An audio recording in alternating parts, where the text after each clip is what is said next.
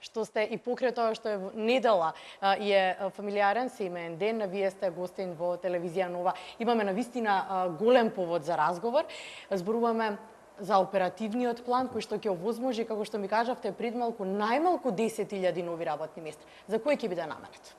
Па пред се, ова е веќе 11 оперативен план, може да каже веќе дека созреавме како агенција, како држава во креирање на активни мерки и политики и веќе одиме со сигурност во некои мерки дека ќе предизвикаат толку и толку нови работни места. Така да, само за 2016 година, оперативниот план за активни мерки и програми донесе некаде околу 8.400 работни места. Што тука не влегуваат работните места преку Македонија вработува 2 или Македонија вработува 1. Туку чисто само од мерките кои што се директно наменети, значи кон оние работодавачи и невработени кои што бараат екзистенција, односно бараат да се докажат како бизнисмени или пак да најдат работа преку другите типови на обуки со субвенција или субвенција или обука кај познат работодавач, дополнителни обуки, обуки побарувани на пазарот на труд, значи вештини кои што се потребни. Така да ние ги слушаме желбите на невработените, бидејќи низ текот на годината собираме информации преку сите оние системи кои што ги имаме, бидејќи покрај оперативниот план ние имаме и други услуги што ги нудиме преку кои собираме доста информации кои ни се потребни во планирањето на новиот оперативен план. Од една страна ги слушаме невработените, од друга страна го слушаме бизнис секторот и работодавачите, што се те имаат потреба. Така да секогаш гледаме да ги собереме двете идеи на едно место и да креираме еден документ кој што вистински ќе помогне и на стопанството и на невработените да стигнат до работно место и да бидат финансиски независни. Стоите позади тоа дека ова е одржлив и реален оперативен план. Што велите вие, која дејност најдобра, еве народски кажано, поминува на пазарот на трудот?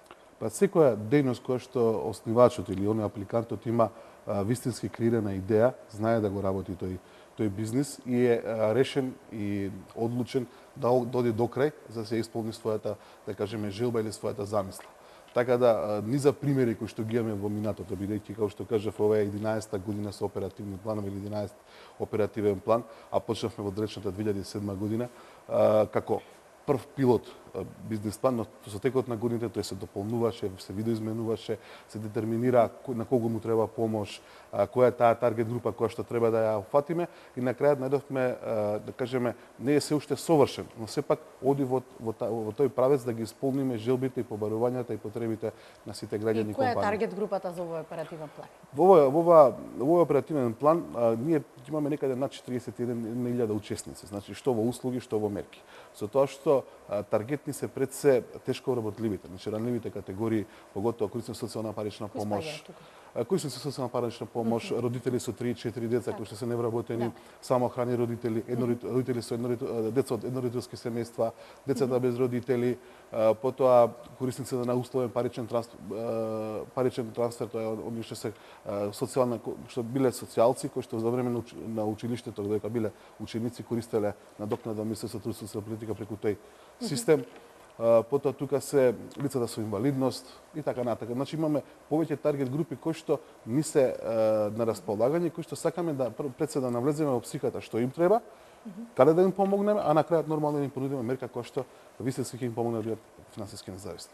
Ме воодушеви приказната на фирмата која што всушност вчера ја посетивте, станува збор за пекарата Стара Фурна од Прилеп.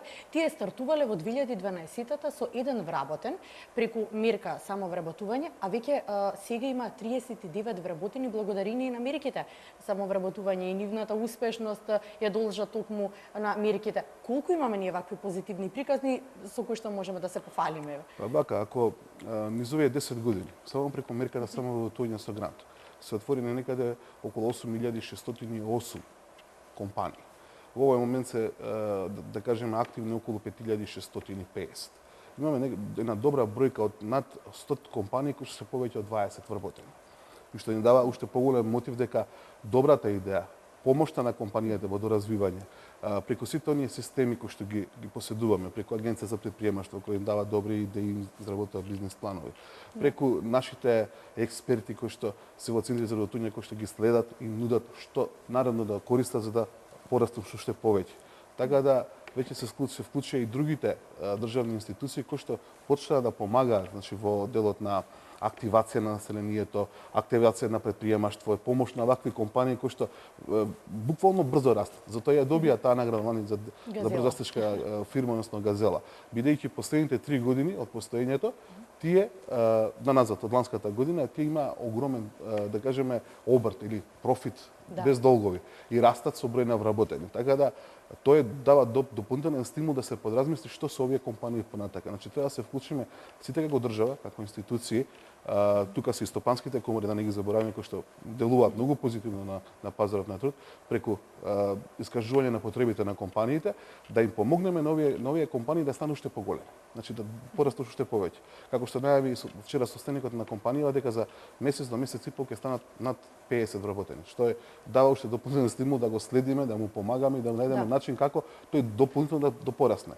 Воедно ме радува тоа што неговиот традиционалниот начин на изработка на леб. Значи она што државата ја прави посебно, она што сите се гордееме дека сме од Македонија, да вкусниот леб, вкусните зимници кои се произведуваат, вкусниот зеленчук, овошји и така натака.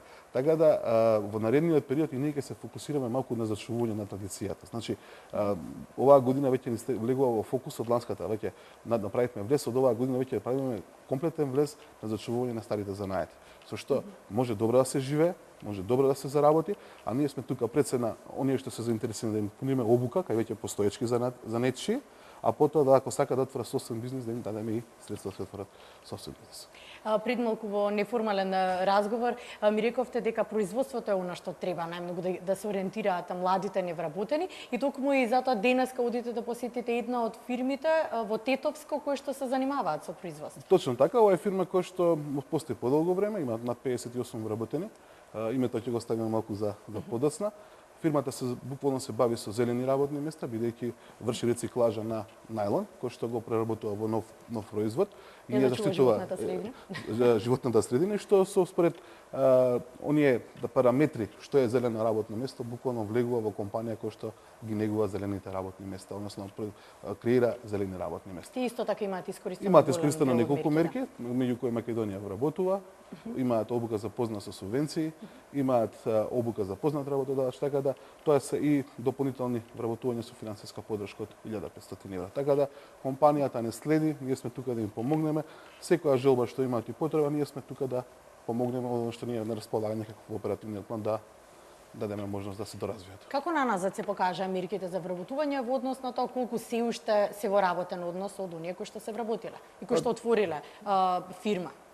Вака, повеќето од мерките кои што ги имаме се мерки кои што не даваат конкретно вработување. Даваат зголемување на вештините и знаењето и квалификациите. Додека мерките кои што даваат директно вработување се речеме процент помалку од овие мерки, со тоа што во овој момент над 43.784 работни места се уште постојат.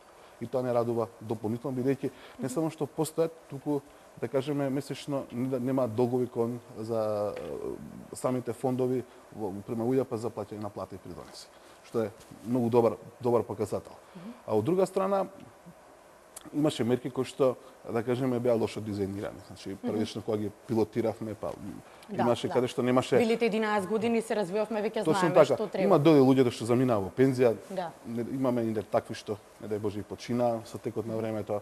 Има луѓе кои што останаа без работа, меѓувремено па може пак да се вработат, но ние го мериме само на вработување по кој што дошло по мерката, не е она што оди понатака. Така да овие 43.000 се конкретно врзани со претходна акција на некоја мерка, а потоа го мериме за колку време тој се вработува, односно после колку месеци, односно 3 месеци, 9, 6, 9, 12 месеци дошло до работно место. Така, во моментот се уште ви е актуелно, Македонија вработува 2. Да. Да. Се уште има и отворено конкурс, ми се чини дека вие до јули месец. За тоа е законска мерка која што трае до 27 јуни 2017 година. До тогаш е предвидено во законот да постои таа мерка една година од денот на насење на законот. Со оваа мерка очекуваме некаде над 10.000 работни места. Сега веќе се приближуваме кон 5.000 работни места од денот на да кажеме имплементирање на мерката во законот. Со тоа што во Македонија имавме добар процент, 18.900 работни места за само една година. Значи ја таргет група 29, 35, 35, 50, 50, над 50, над 58 и оние ранливи категории. И мора да не забораваме мерката прва која што ја имплементиравме 2014 година, тоа е мерката за млади до 29 годишна возраст со ослободување една година од социјални придонеси. Така да и таа мерка даде некаде уште 8.000 работни места. Значи грубо околу 31.000 работни места имаме сега формирано само со овие три законски решенија. Со дополнително тука влегува плюс оперативниот план, бидејќи некои се поклопуваат со оперативниот план, но еве вкупно 43.000 без поклопување оперативниот план и над 71.000 31.000 имаме од Македонија 1, 2 и млади до 29. Токму таа сакав да ја прашам, постојано кажувате дека ви се моделизираат мерките со оглед како растете, сакав да ја прашам како се покажа Македонија вработува 2 со оглед на претходната Македонија вработува 1.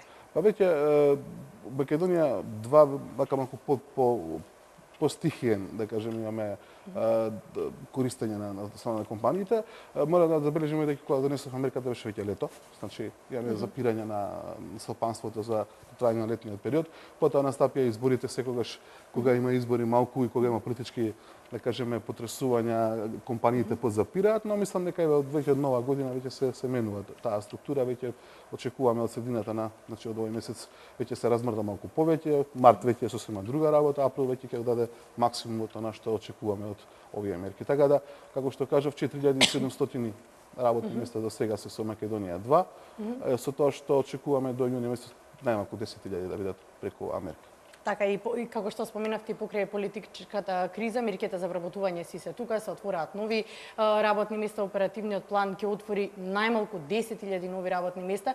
На крајот на разговорот би сакала да заокружиме сепак овие мерки се насочени кон невработените млади лица. И кон компаниите. Така, и кон компаниите. Што вие ги советувате? Би сакала да се концентрираме на младите пред се, невработени. Што ги советувате вие? Во која дејност да се насочат? Па пред се, ние имаме можност на младите да им понудиме неколку работи.